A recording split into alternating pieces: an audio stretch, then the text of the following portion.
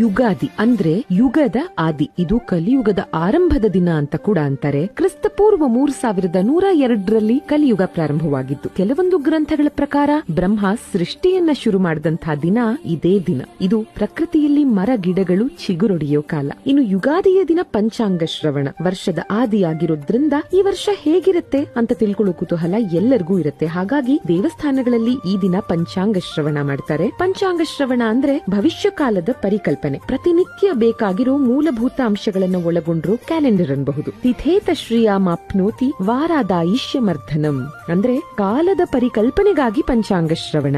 In fact ಪ್ರತಿನಿತ್ಯ ಪಂಚಾಂಗ ಶ್ರವಣ ಮಾಡಬೇಕು ಗೊತ್ತಾ. ಆದ್ರೆ ಆಧುನಿಕ ಜೀವನ ಶೈಲಿಯಲ್ಲಿ ಯಾರಿಗೂ ಇದಕ್ಕೆ ಸಮಯ ಇಲ್ಲದ ಕಾರಣ ತಿಂಗಳಿಗೊಮ್ಮೆ ಅಥವಾ ವರ್ಷಕ್ಕೊಮ್ಮೆ ಯುಗಾದಿಯ ದಿನ ಇದನ್ನ ಮಾಡೋದು. ಸಂಸ್ಕೃತದಲ್ಲಿ ಪಂಚಾಂಗ ಅಂದ್ರೆ 5 ಭಾಗಗಳಿಂದ ಕೂಡಿರೋದು. ತಿಥಿ, ವಾರ, ನಕ್ಷತ್ರ, ಕರಣ, ಯೋಗ ಅವೇ ಈ 5 ಭಾಗಗಳು. ಇನ್ನು ಯುಗಾದಿ ಅಂದ್ರೆ ಮಾವಿನೆಲೆಯ ತೋರಣವನ್ನ ಕಟ್ಟುವುದು ಅಲ್ವಾ. ನೋಡಿ, ಮಾವಿನ ಹಣ್ಣು ತಿಂದ್ರೆ ಅದು ವಿಪರೀತ ಉಷ್ಣ, ಆದ್ರೆ ಮಾವಿನ ಎಲೆಯ ವಾಸನೆ ತಂಪು ಗೊತ್ತಾ. ಇನ್ನು ಮಾವಿನ ತೋರಣ ಸಹ ಬಹುಮುಖ್ಯ. ಇದು ಒಟ್ಟು ಕುಟುಂಬದ ಸಂಕೇತ. ಎಲೆಗಳು ಎಲ್ಲವೂ ಒಂದೇ ಸಮ ಇರಲ್ಲ ಅಲ್ವಾ. ಅದೇ ರೀತಿ ಇದು ದೊಡ್ಡವರು ಸಣ್ಣವರು ಎಲ್ಲರೂ ಒಟ್ಟಿಗೆ ಕೂಡಿ ಆಚರಿಸುವ ಹಬ್ಬ ಅನ್ನೋದನ್ನ ಸೂಚಿಸುತ್ತೆ.